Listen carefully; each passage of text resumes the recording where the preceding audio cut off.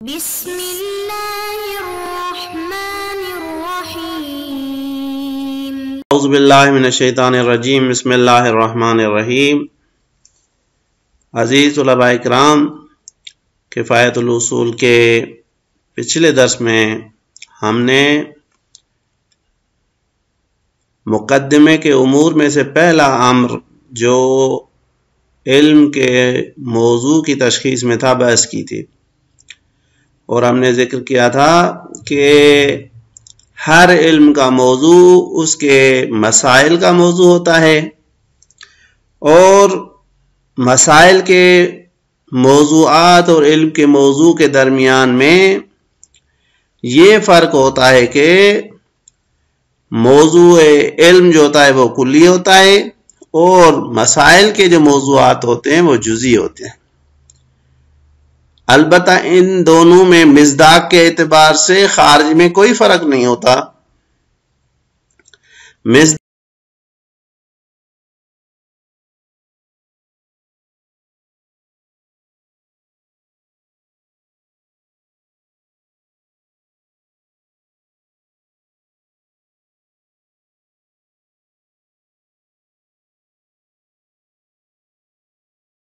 آیت اپنے افراد کے ساتھ فرق کرتی ہے، اس طرح سے وہ موضوع جو علم کا موضوع ہے وہ کلی موضوع ہوتا ہے، جبکہ جو اس کے افراد ہیں ان کا جو موضوع ہوتا ہے وہ جزئی ہوتا ہے۔ اس بحث میں دو چیزیں ہمارے لیے قابل توجہ تھیں۔ ایک یہ کہ یہ کلی اور اس کی مصادیق کی بحث کس طرح سے ہے۔ دوسرا، مصنف نے یہ جو کہا کہ اس علم میں اس موضوع کے عوارض ذاتیہ کے ساتھ بحث کی جاتی ہے، تو اس عوارض ذاتیہ سے کیا مراد ہے؟ یہاں پہ مصنف نے اے بلا واسطہ فی العروض کی قید سے عوارض ذاتیہ کے بارے میں اپنی نظر کا اعلان کیا ہے۔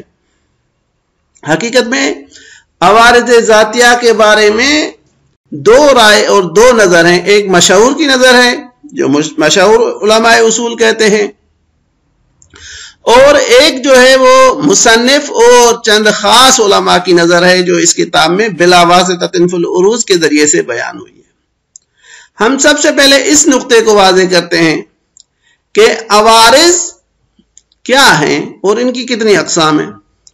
خود عرض کی اصطلاح دو اصطلاحیں ہیں، ایک فلسفے میں استعمال ہوتی ہے اصطلاح، ایک منطق میں استعمال ہوتی ہے یہ اصطلاح۔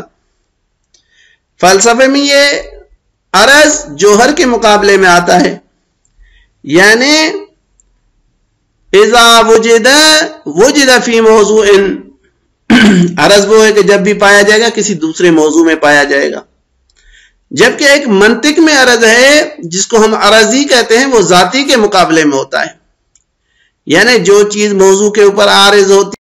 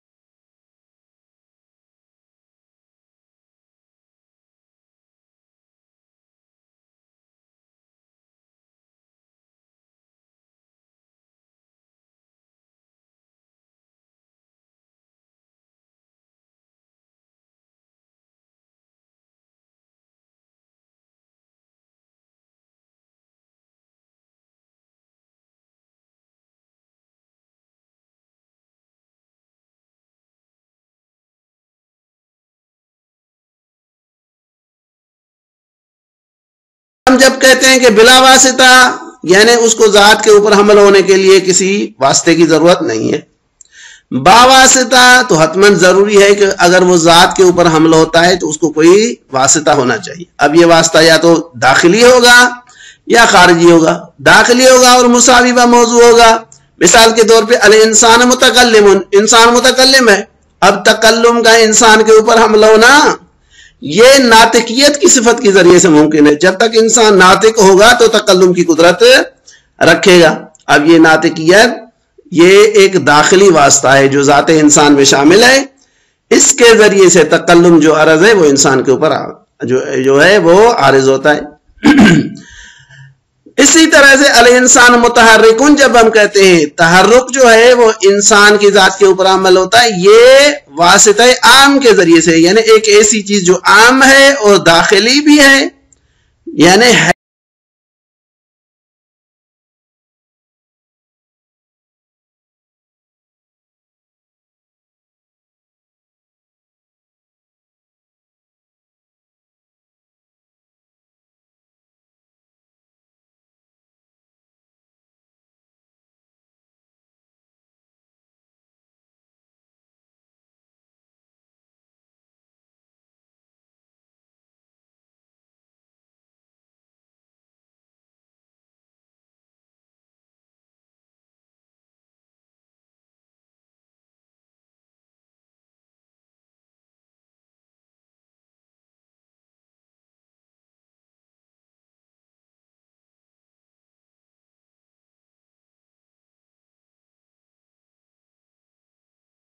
گرمی کی صفت پانی کے لیے پیدا ہوتی ہے.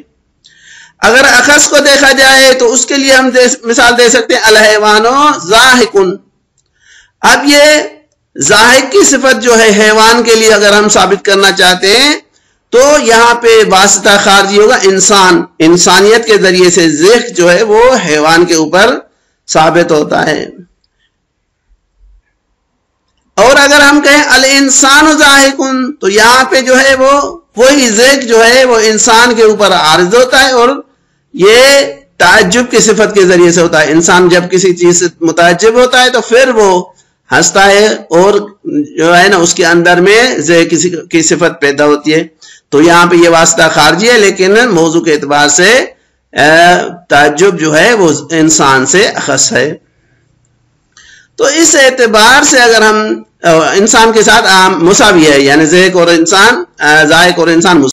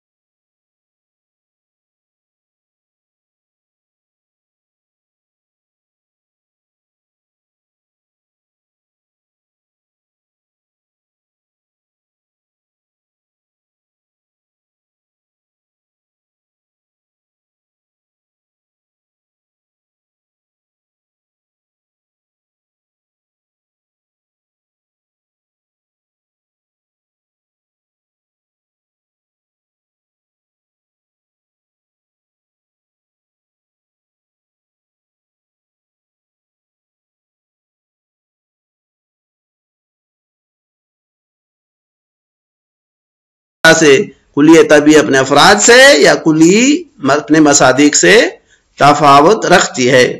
تو یہاں پہ یہ چیز جو ہے وہ واضح ہو گئی. صلی اللہ علیہ وآلہ وسلم.